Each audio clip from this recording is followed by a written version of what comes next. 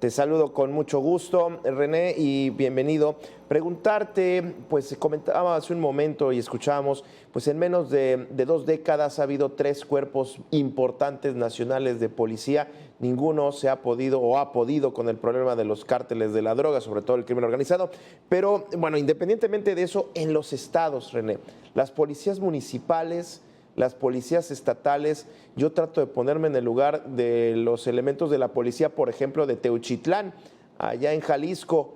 Pues, ¿qué posibilidades podrían tener de enfrentarse al crimen organizado? Pues ninguna, ni pistolas, ni equipo, y así queremos enfrentar al crimen organizado. René, pues difícil, dura la situación de los policías. Hola, Abel, qué gusto estar platicando contigo. Sin lugar a duda, la situación de los policías ha sido realmente complicada. No es por completo un tema del sexenio anterior, como bien lo mencionas, es un tema que venimos arrastrando desde varios sexenios atrás, ¿no? La profesionalización, la certificación de nuestros elementos de la policía es una deuda histórica, sin lugar a duda, desde que existía la Policía Federal, ahora que tenemos la Guardia Nacional. Han cambiado las situaciones, pero el problema por lo menos se mantiene, ¿no? Las policías hoy en día están en un abandono, en un abandono por parte de sus instituciones. Hay un colapso estructural de el Sistema Nacional de Uf. Seguridad Pública. No hay una estrategia nacional de seguridad pública actualmente en el país y pues consecuentemente esto tiene a las policías abandonadas, ¿no? No hay ya esta coordinación entre los 3 niveles de gobierno para la ejecución de una estrategia única a efecto de alcanzar resultados de disminuir incidencia delictiva o por lo menos hacer acciones de prevención. Hoy tenemos al ejército en las calles, un ejército que no preparamos para ser policía, que no tomamos este deber de cuidado con respecto a cuál iba a ser su verdadero papel en las calles. Pues lo que tenemos es eso, policías sin balas, sin chalecos y sin gasolinas para las patrullas y un montón de soldados tratando de reaccionar a los fuegos que se prenden en todo el país.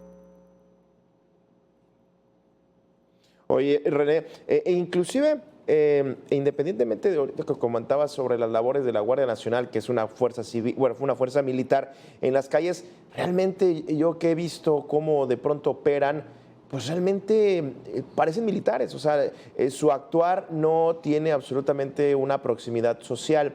Ahora, hablando del desmantelamiento, del colapso estructural, eh, ¿se puede entender con esto que estamos viendo, esto que comentas del colapso estructural de las policías, el nivel de cooptación que tiene el crimen organizado en algunas zonas del país?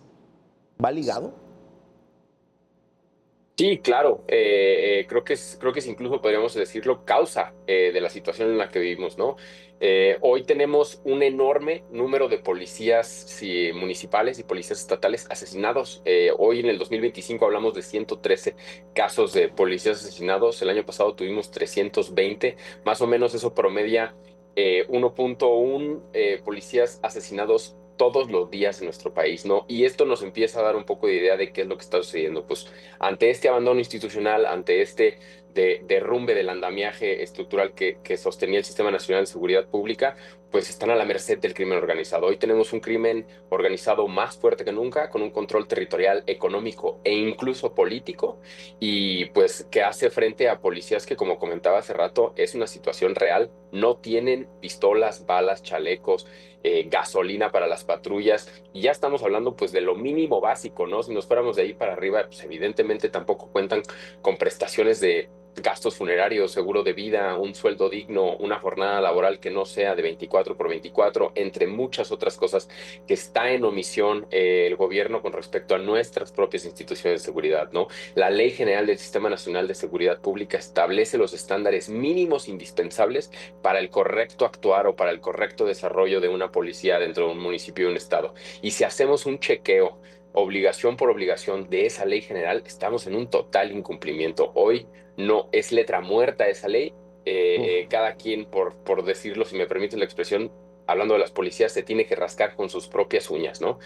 Se hacen de sus propios recursos, sí, tratan de así. hacer, de echar en mano herramientas fiscales para tratar de sobrellevar este tema, pues del abandono por parte del gobierno federal, ¿no? Lo vemos en los recursos, se han disminuido de manera importante, Claro. y todo en aras de apostar por este proyecto militarista que a la fecha no nos ha dado pues el resultado que queríamos. Hacer una entrevista.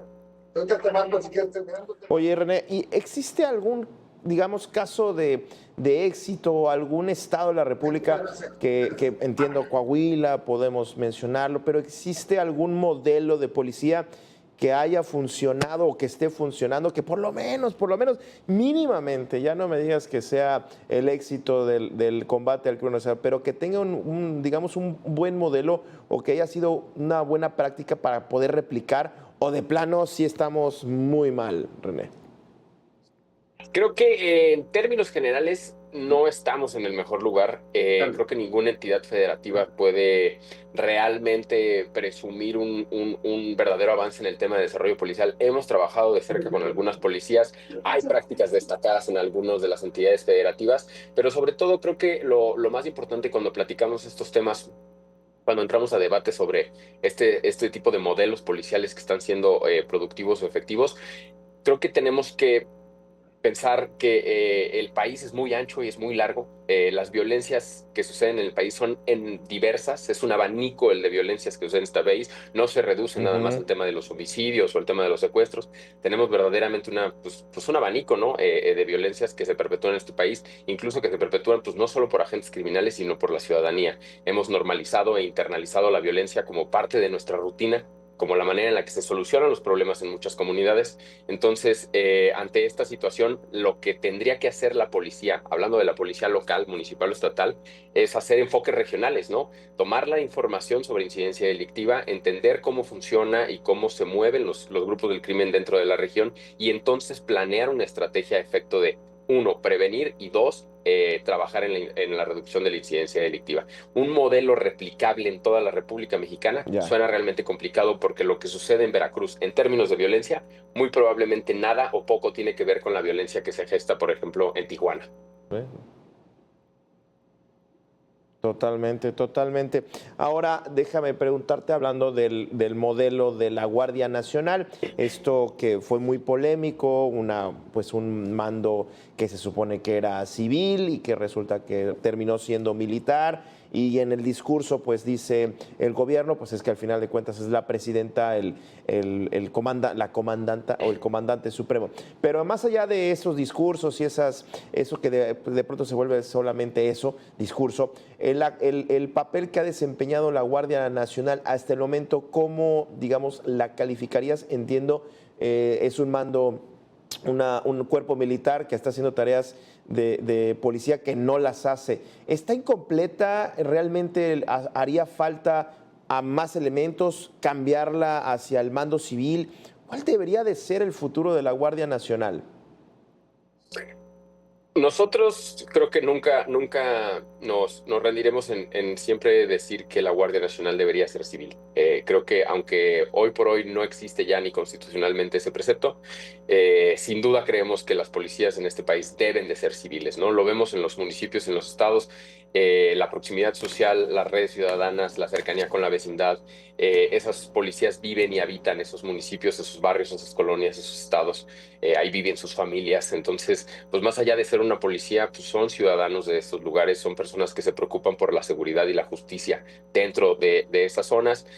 Contrario un poco a lo que sucede con nuestras Fuerzas Armadas, pues que muchas veces no son de los lugares en donde están, ¿no? Enviamos 300 elementos a Jalisco, ahora que está la situación complicada por allá, pero también tenemos elementos que mandamos a Guerrero y a Chiapas y a Tijuana. A tratar de apagar fuegos, ¿no? Nos referimos mucho a este tema de apagar fuegos porque reaccionamos, nos hemos vuelto, o se ha vuelto la Guardia Nacional un cuerpo de reacción, y lamentablemente pues siempre llegamos tarde a los hechos, nada más a dar cuenta de ellos.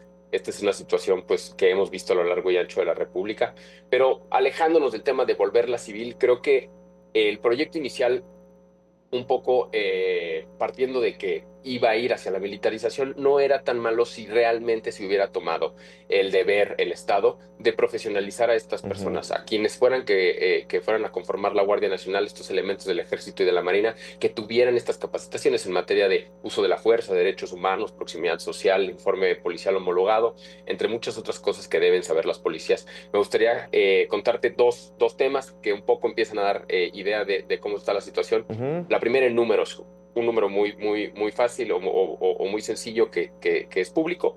La Guardia Nacional en 2022, último censo que tenemos disponible del INEGI, puso a disposición a 2.814 personas.